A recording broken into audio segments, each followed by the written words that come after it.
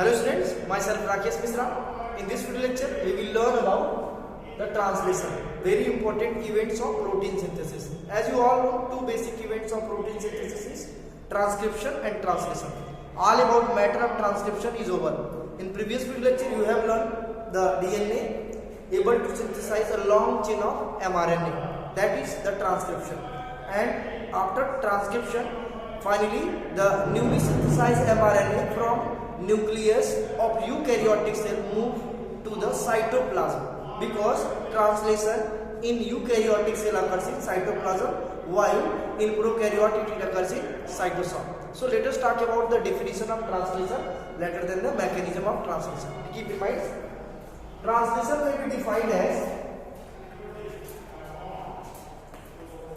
the process of flow of genetic information from DNA, from mRNA to protein, from mRNA to protein, called translation. The flow of genetic information from mRNA to protein called translation. Keep in mind. And this happened in eukaryote as well as in prokaryote at different places. So first of all, let us talk about where it happened in prokaryote. In prokaryote, it happened in cytosol. Keep in mind, in prokaryote, transcription and translation together happen in cytosol, because in prokaryote, that is in bacteria, in monorems, the no defined place for nucleus. So genetic material, as soon as from the very short stretch of mRNA, there will be a protein get synthesized. It means there will be a process of translation occurs. So in prokaryote it happened in cytosol. In eukaryote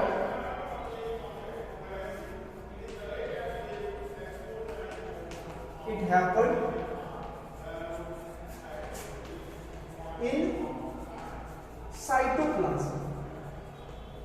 As the DNA form mRNA, it reached to the region of cytoplasm and there will be long chain of polypeptide growth.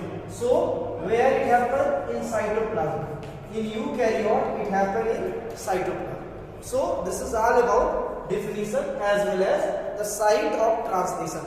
Now back to the mechanism of translation. Mechanism of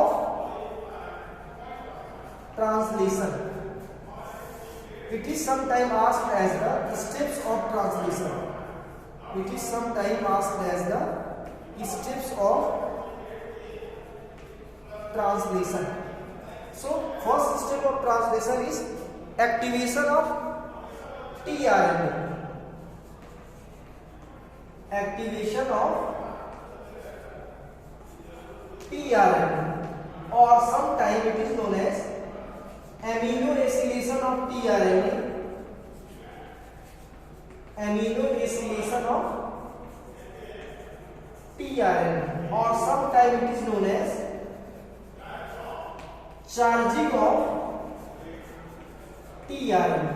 And it is very important question. It may ask in the examination, that is activation of tRNA, aminoacylation of tRNA, charging of tRNA. All matters are related to the similar terms. Next, after the activation of tRNA or aminoacylation of tRNA or charging of tRNA, the second event of translation is initiation. Initiation of translation. Initiation of translation. The third step is elongation of translation. Elongation of translation, and the fourth step is termination of translation. Termination of translation. So these are the 4 different steps of translation. In case of transcription, you have learned only initiation, elongation and termination. In this step, we can say that the additional step is initiation of tRNA. That is elongation, initiation, elongation and termination. In this case, we can say that the activation or charging of tRNA is some of the additional events. Now back to the heading: activation of tRNA or charging or amino acid of tRNA. Now let us erase it.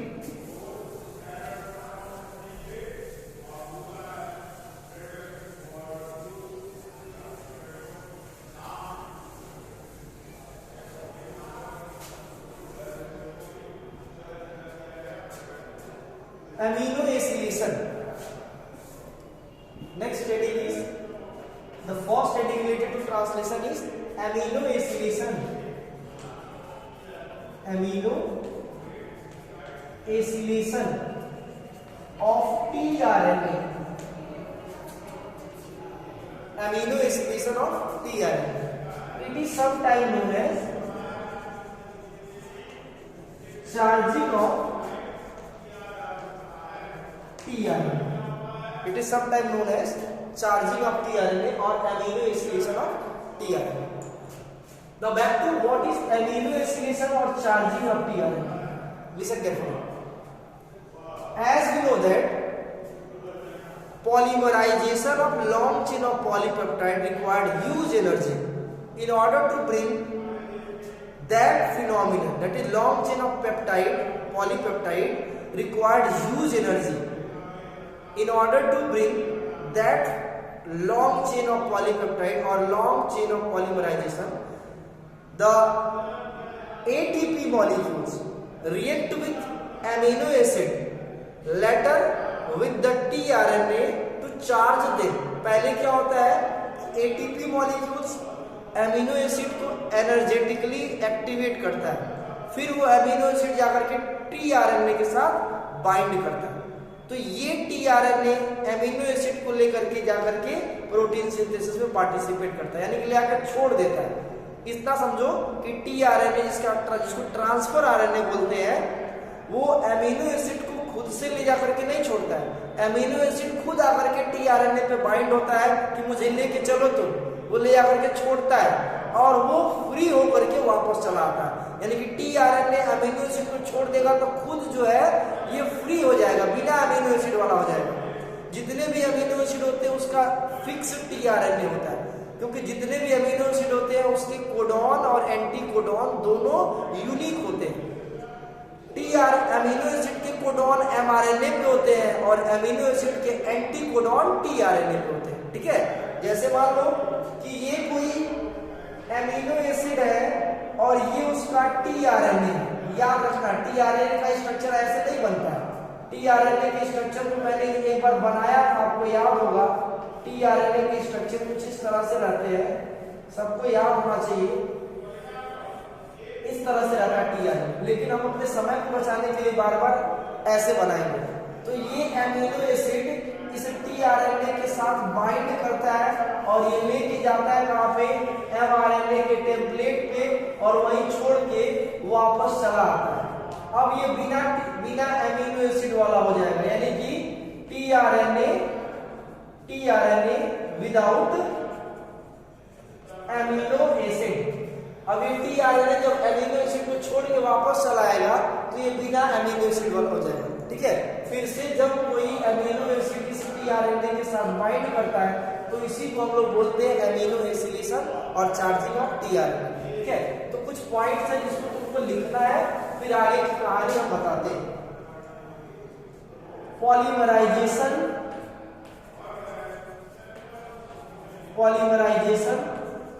Require use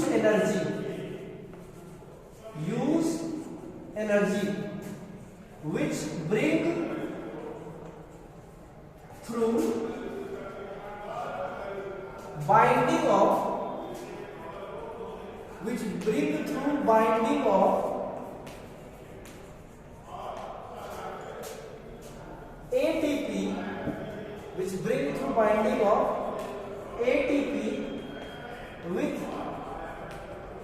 amino acid later with cognate tRNA called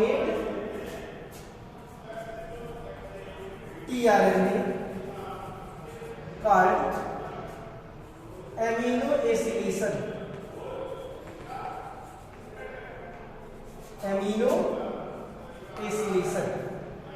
This happened in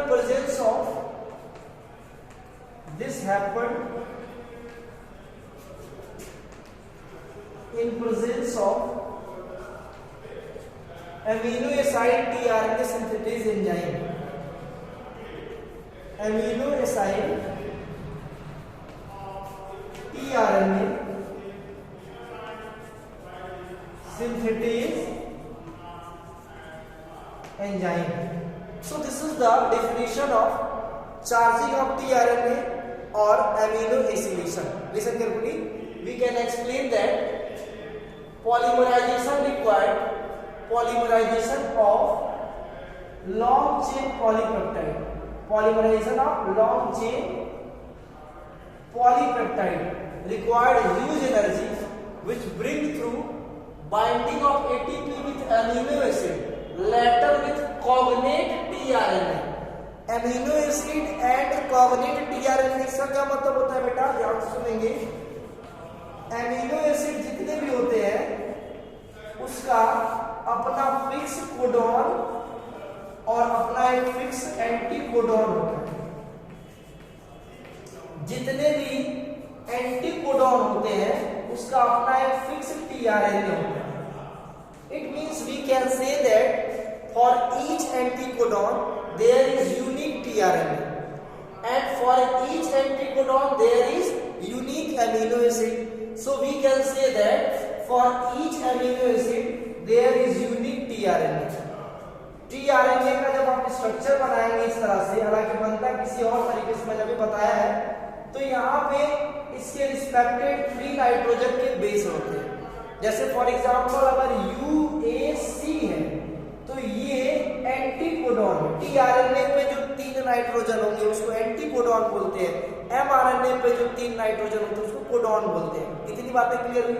तो ये इसका क्या है, anticodon है और ये anticodon सिर्फ methionine को कोड करेगा.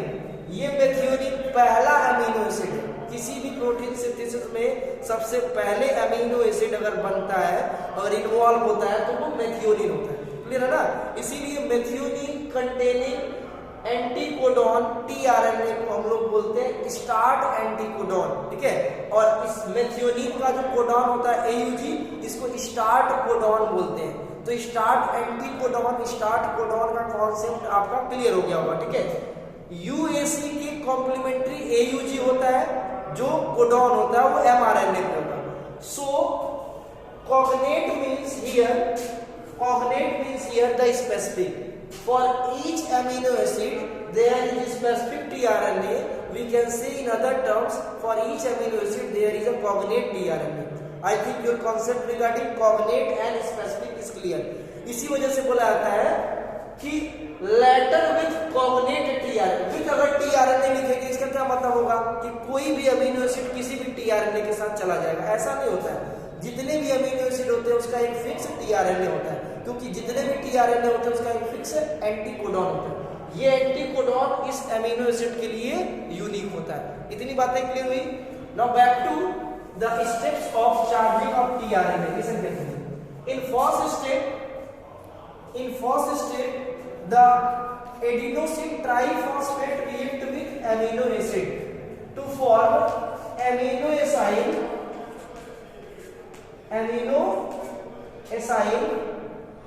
AMP complex. Amino acyl AMP complex. It means the amino acid form amino acyl AMP complex. Listen.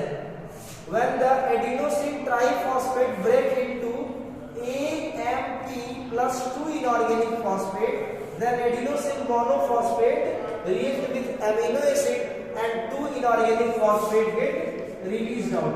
This phenomenon is the first events of charging of tRNA. Now back to the second step. Amino acid AMP complex.